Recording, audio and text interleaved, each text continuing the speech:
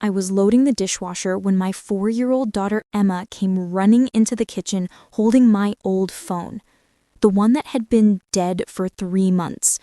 The one I'd kept meaning to recycle but never got around to. The one that had no battery, no power, no possible way to make calls. She was smiling that big gap-toothed smile she gets when she's proud of herself. "Mommy, I called Daddy." My hands froze on the plate I was holding.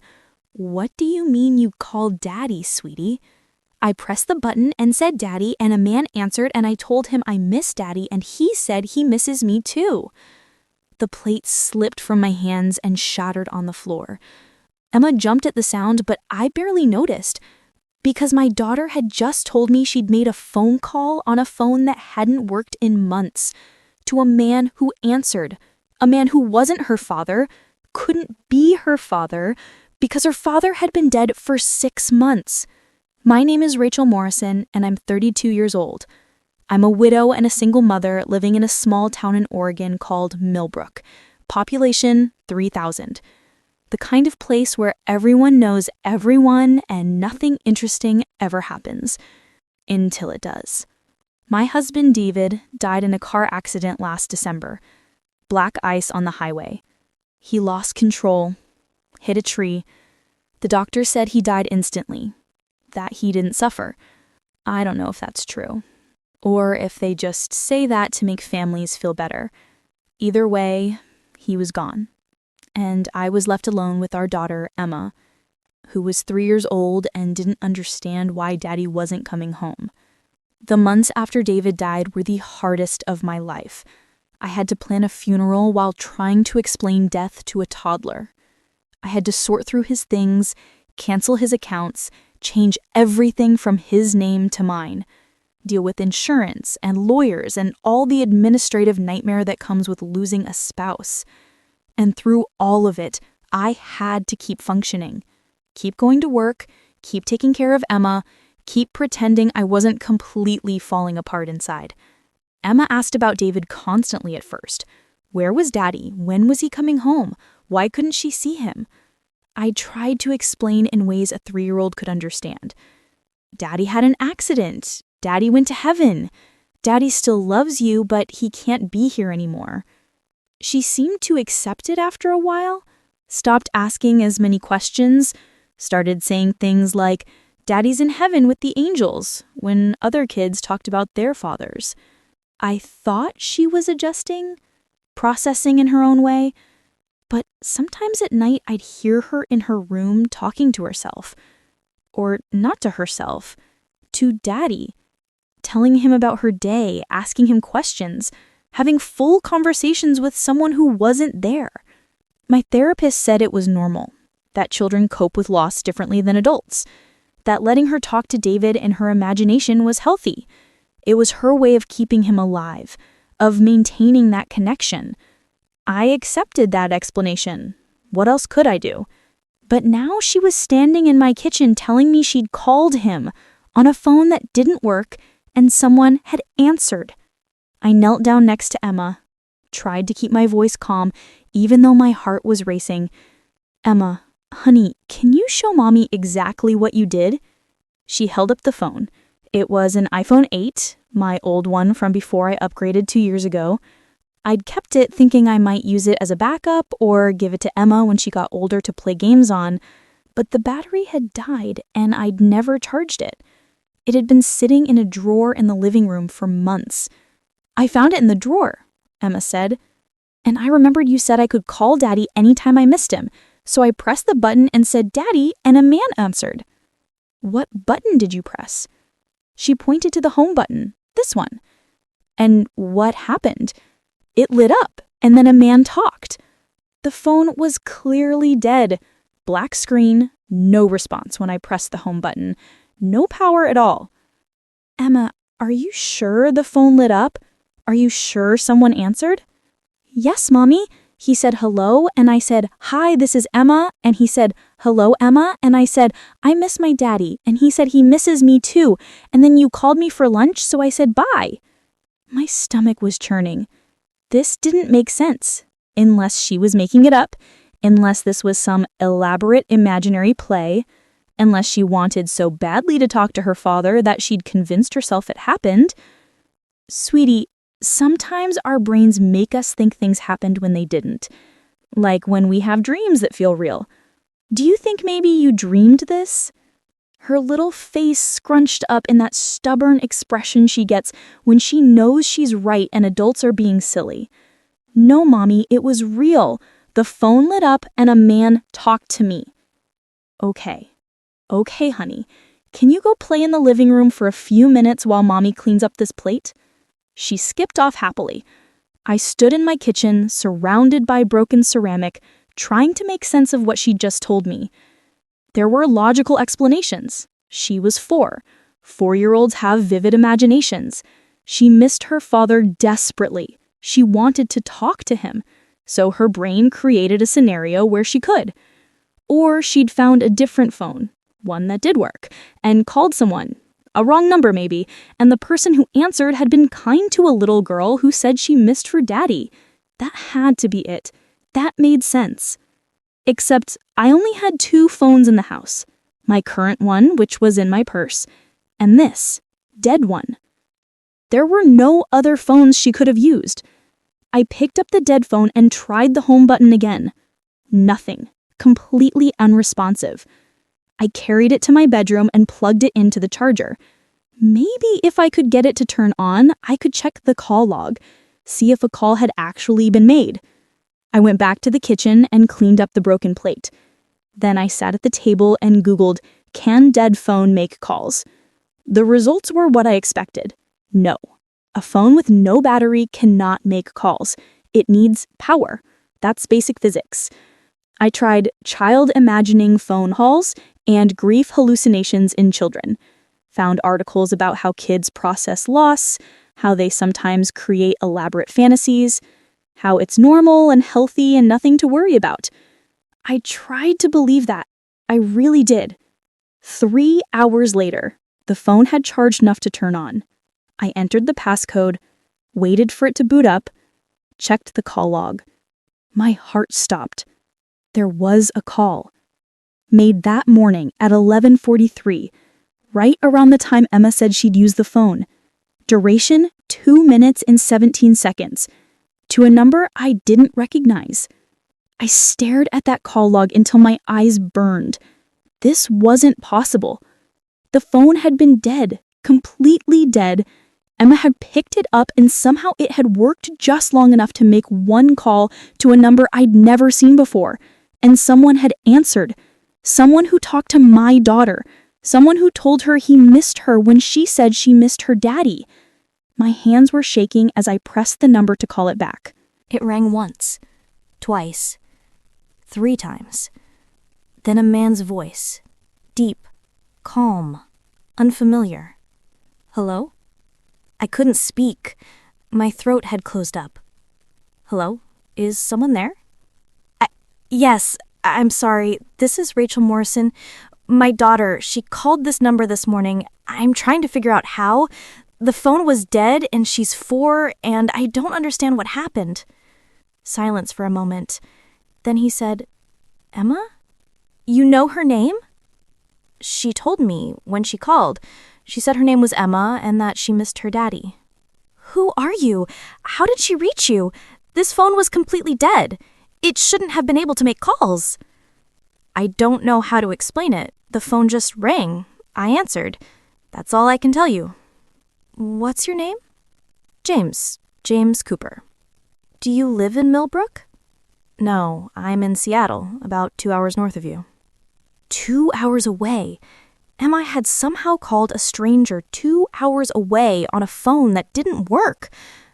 This doesn't make sense. No, it doesn't. But it happened. We both know it happened because we're having this conversation. He was right. Something impossible had happened, and I needed to understand why.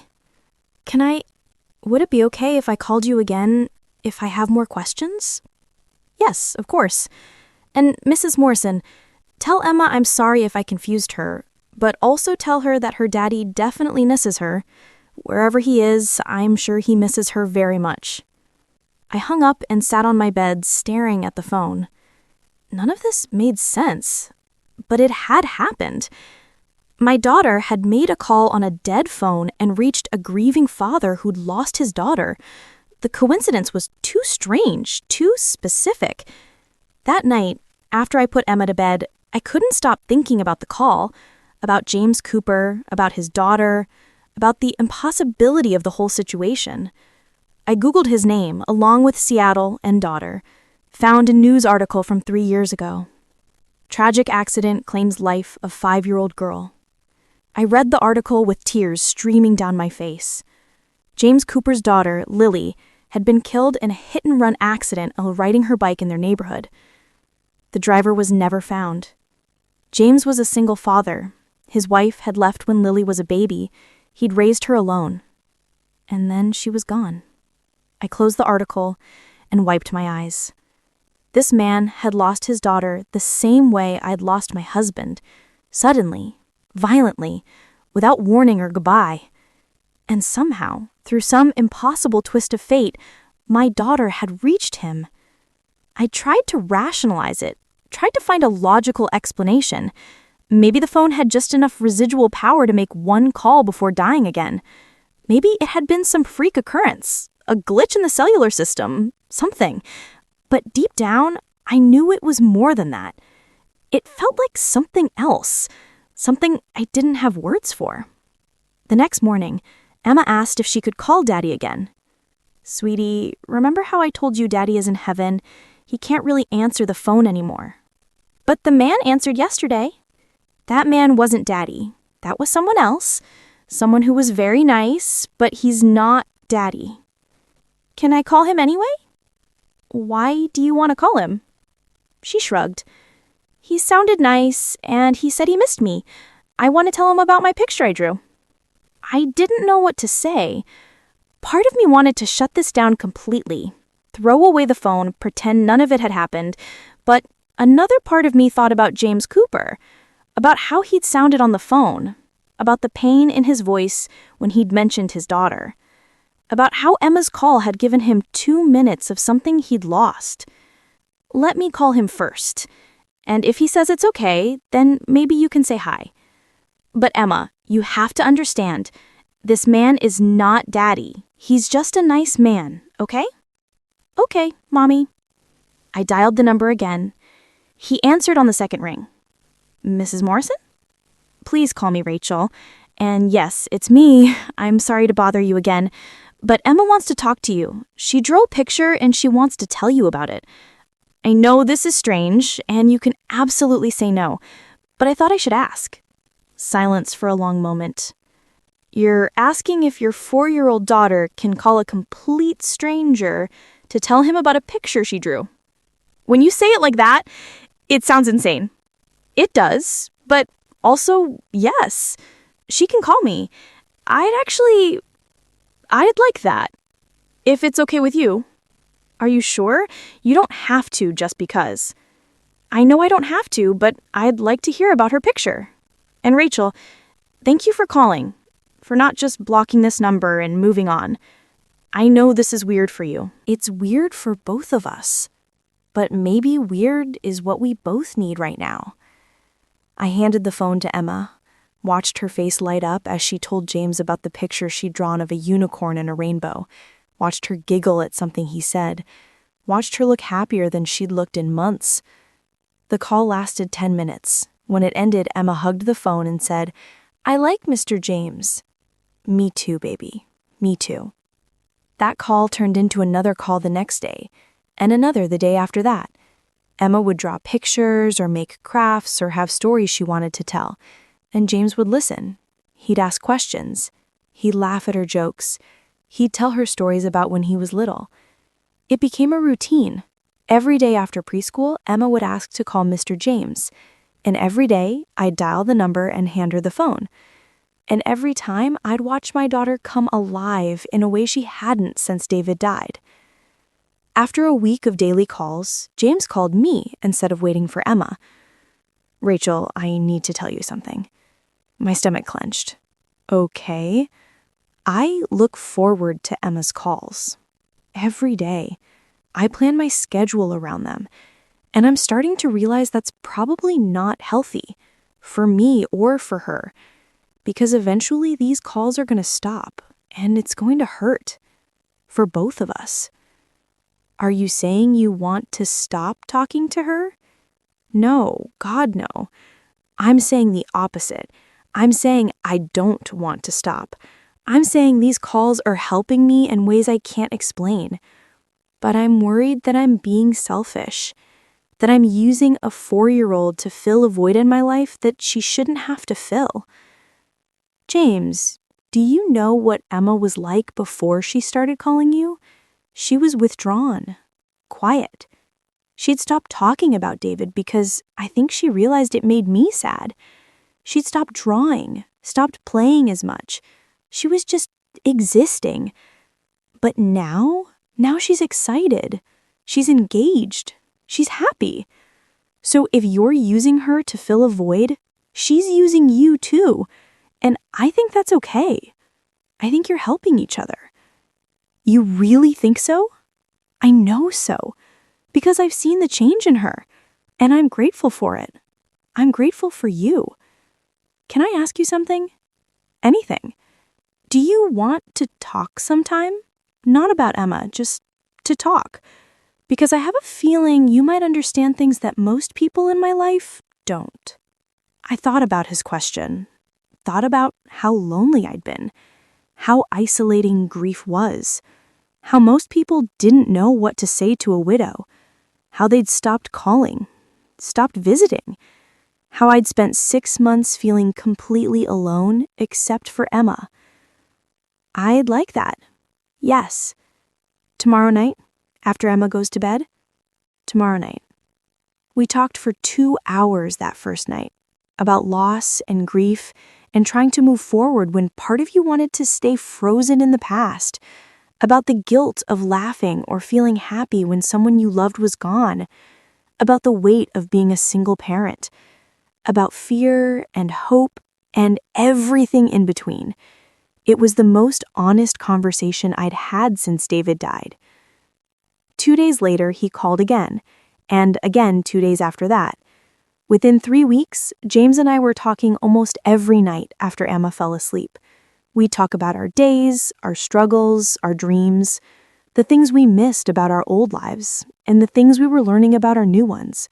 He told me about Lily, about how she'd loved strawberries and hated socks, about how she'd sing made-up songs at the top of her lungs, about how she'd give the biggest hugs, about how much he missed her. I told him about David, about our history, about the future we'd planned, about how I was trying to build a new future I'd never imagined, about how hard it was, about how I felt guilty for even considering moving forward. You shouldn't feel guilty, James said one night. For what? For living, for moving forward, for finding happiness again. David wouldn't want you to be stuck in grief forever. How do you know? Because if you died, would you want him to spend the rest of his life being miserable? Or would you want him to heal, to find joy again, to give Emma the best life possible? I thought about that. I'd want him to be happy. Exactly. And he'd want the same for you.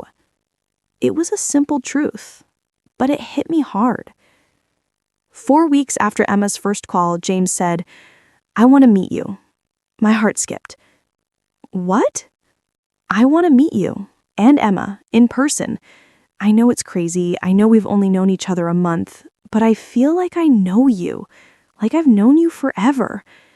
And I want to see Emma, see this little girl who brought light back into my life. James, I don't know. What if meeting in person changes things? What if it makes things better? I thought about it for 2 days.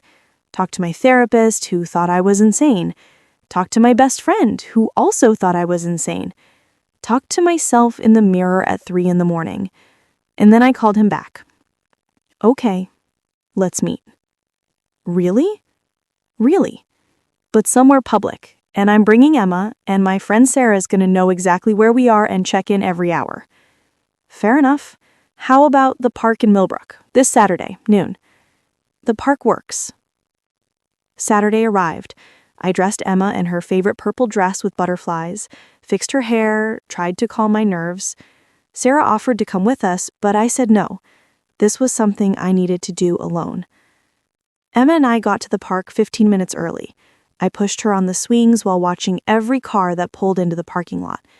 At exactly noon, a blue Honda Civic parked near the playground. A man got out. Tall, maybe 6'1", brown hair, casual clothes. He looked around until his eyes found us. I saw the moment he spotted Emma, saw his face change, saw tears start forming in his eyes. He walked toward us slowly, like he was afraid we might disappear if he moved too fast. Emma stopped swinging and looked at him. "Mr. James?" His voice cracked when he answered. "Hi, Emma." She ran to him, just ran straight to him and hugged his legs, and I watched this man I'd never met before crouch down and hug my daughter, while tears streamed down his face. "You're real." "I'm real." "And you're Mr. James." "I am." "Mommy says you lost your little girl." "I'm sorry." "Losing people is sad." "It is sad. But talking to you has made me less sad." "Good. Do you want to see me swing? I can go really high." "I'd love to see you swing." Emma ran back to the swings. James stood up and looked at me. Rachel. She's beautiful. She's so beautiful. Thank you." We stood there for a moment just looking at each other. Then he said, "Thank you for this, for letting me meet her, for trusting me. Thank you for being there when she called, for talking to her, for helping both of us." We spent 3 hours at that park, watching Emma play, talking, getting to know each other in person, the way we'd been getting to know each other on the phone. And it felt natural, easy, like we'd been friends for years instead of weeks. When it was time to leave, Emma hugged James goodbye. Yes, we can have a picnic next time. Mommy makes really good sandwiches. A picnic sounds perfect. That picnic turned into another visit the next week, and another 2 weeks after that. James started driving to Millbrook regularly. We'd meet at the park or get ice cream or just walk around town while Emma chattered away about preschool and her friends and whatever was on her mind. And slowly, very slowly, something began to change between James and me. It started with small touches, a hand on my back, fingers brushing when we both reached for Emma at the same time, sitting close together on park benches. Then one night on the phone, James said, "I'm falling for you. I've been trying not to. I've been telling myself it's too soon, that we're both still grieving, that this is complicated, but I can't help it. I'm falling for you, Rachel." I was silent for a long time. "Say something," he said. "Please." "I'm falling for you too, and it terrifies me because I loved David. I still love David, and I feel like falling for someone else means I'm betraying him. Love isn't finite. You can love David and still develop feelings for someone else. That doesn't diminish what you had with him. Tell that to the guilt that keeps me up at night. I know guilt. I feel it too. Every time I laugh, every time I feel happy, every time I think about Lily and realize I went an hour without thinking about her, the guilt is always there. But so is the desire to keep living, to find joy again. And maybe we can help each other do that. How? By being honest, by not rushing, by letting this be whatever it needs to be without putting pressure on it. Can we do that? I think so. Yes. 2 months after our first meeting in the park, James asked if he could take me on a date. A real date. Just the two of us, without Emma. I said yes. We went to dinner in Seattle. A small Italian restaurant with candles on the tables and music playing softly in the background. We talked for hours. About everything and nothing. About our pasts and our futures. About what we wanted and what we feared. At the end of the night, he walked me to my car. "I had a really good time tonight," he said. Me too. Can I see you again? Just us, without this being about Emma or grief or anything except two people getting to know each other? I'd like that. He leaned in slowly, giving me time to pull away. I didn't. When his lips met mine, it felt like coming home and starting something new at the same time. We dated slowly after that, once a week, sometimes twice, never rushing, never pushing for more than the other was ready to give. He met my parents, I met his brother. We introduced the idea to Emma that Mr. James was Mommy's friend, a special friend. She seemed thrilled by this development. Does that mean he'll come over more? Maybe. Would you like that? Yes, he's nice and he makes you smile more. Out of the mouths of babes. 6 months after Emma's first call, James and I were sitting on my couch after Emma had gone to bed. We were watching a movie neither of us was really paying attention to. I love you, he said suddenly. I looked at him. What? I love you. I've been trying to find a right time to say it, but I don't think there is a right time, so I'm just saying it now. I love you, Rachel. I love Emma. I love the life we're building together. And I know it's complicated. I know we both have pasts and pain and grief that we're still working through, but I love you, and I needed you to know. Tears were streaming down my face. I love you too. I've been scared to say it, scared of what it means, scared of moving forward, but I love you, James. He pulled me into his arms, held me while I cried, while 6 months of grief and guilt and hope and fear all came pouring out. We're going to be okay, he said. All three of us. We're going to be okay. A year after Emma made that first impossible call, James asked me to marry him.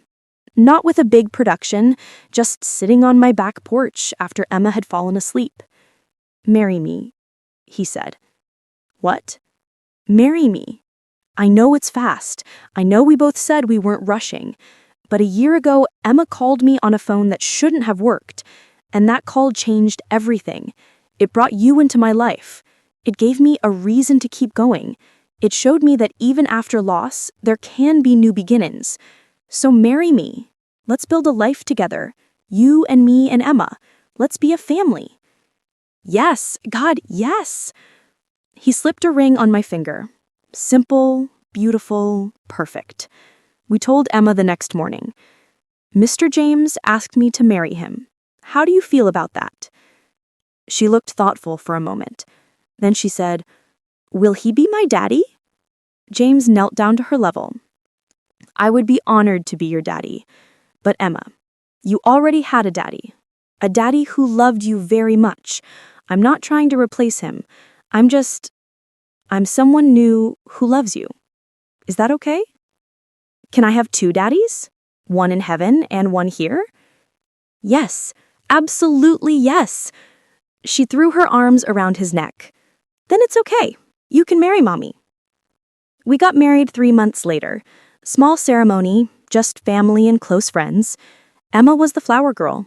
She wore a white dress with pink flowers and took her job very seriously. During the ceremony, we included a moment to honor those we'd lost, David and Lily, because they were part of our story too. They'd always be part of our story.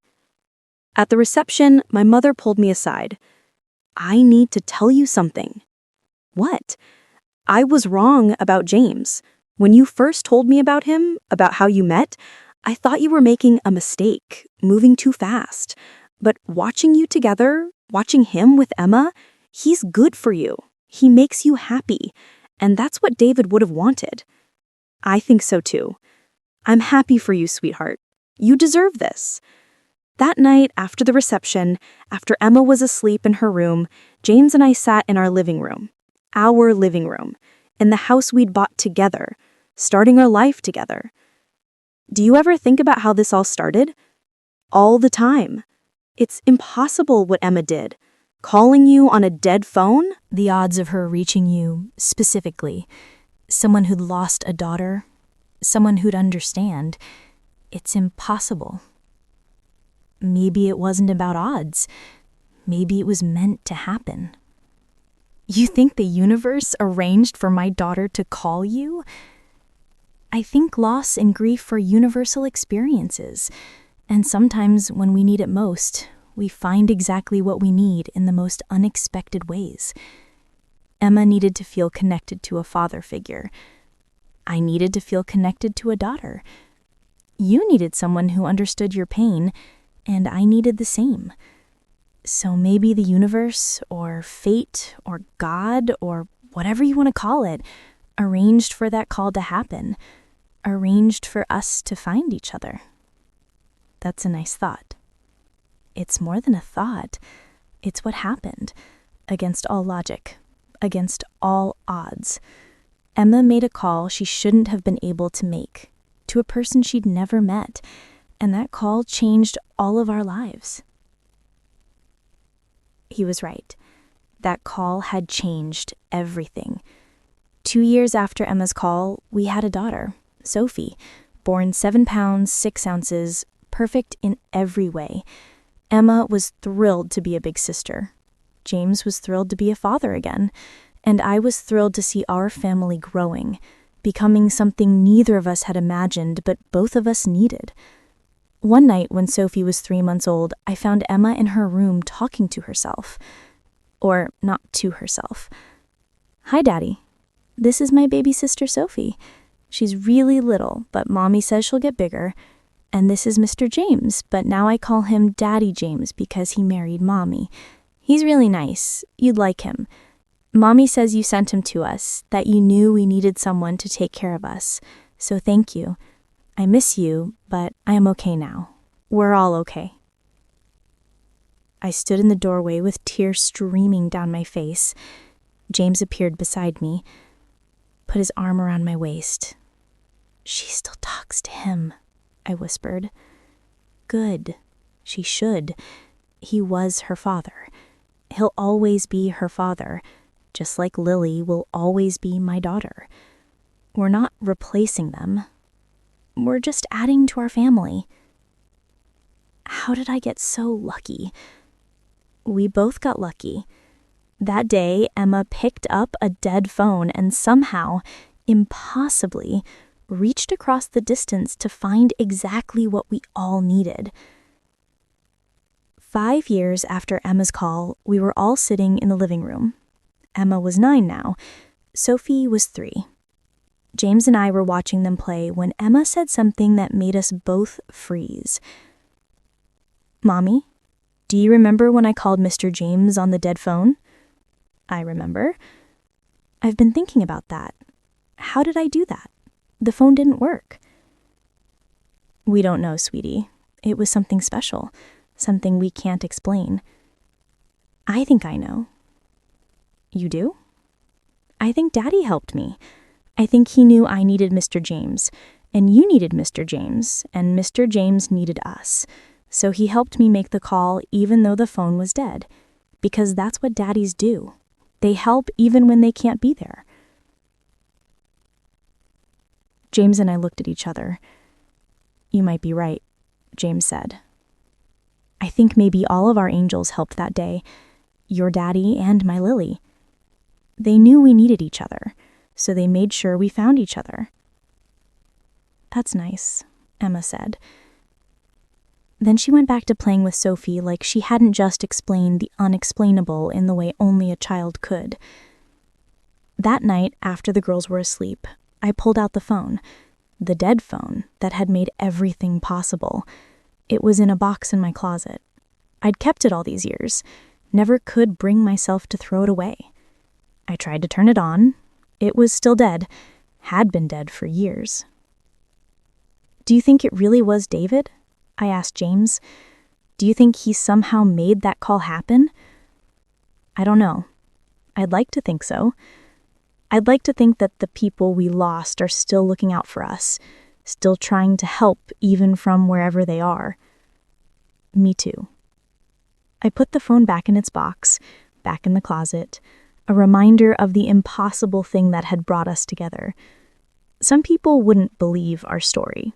They'd say the phone must have had a little charge left, that Emma must have called a random number, that everything that happened after was just coincidence. But I know better. I know that sometimes impossible things happen, that sometimes the universe, or fate, or loved ones we've lost find ways to guide us to exactly where we need to be. That sometimes a little girl can pick up a dead phone and dial Daddy, and reach someone who isn't her father, but becomes one anyway. My name is Rachel Cooper now. I'm 37 years old. I'm a wife and a mother of 2, and I believe in impossible things because I've lived one. Because my daughter made a call that shouldn't have been possible to a man who needed us as much as we needed him, and that impossible call led to this beautiful, complicated, perfect life. Sometimes I think about what would have happened if Emma hadn't found that phone, if she hadn't picked it up, if that call hadn't gone through. We would have missed each other completely. James would still be alone in Seattle grieving his daughter. I would still be alone in Millbrook grieving my husband. And Emma would still be a sad little girl who missed her daddy. But that's not what happened. Instead, something impossible happened. A miracle disguised as a malfunction. A connection made when no connection should have been possible. And 3 broken people found a way to heal together. That's the thing about grief, about loss, about the impossible pain of losing someone you love. Sometimes healing comes from the most unexpected places. Sometimes new beginnings happen in ways that defy logic. Sometimes dead phones make calls they shouldn't be able to make. And sometimes those calls change everything. I'm grateful for Emma's courage that day, for her simple child's logic that if she wanted to call Daddy, all she had to do was pick up a phone and try. I'm grateful for James's kindness, for answering a call from a strange little girl, for listening to her, for telling her what she needed to hear. I'm grateful for second chances, for new beginnings, for love that finds you when you're not looking for it. And I'm grateful for impossible things, because sometimes impossible is just another word for meant to be. Did you like my story? What city are you listening from? Let's meet in the comments. If you enjoyed this story, please subscribe and support me by sending a super thanks so I can keep bringing more stories like this. Thank you so much for your support. I'm looking forward to your comments. On the screen, you can see 2 new life stories that I highly recommend. There's so much more on my channel. Don't forget to subscribe. See you in the next life story. With love and respect.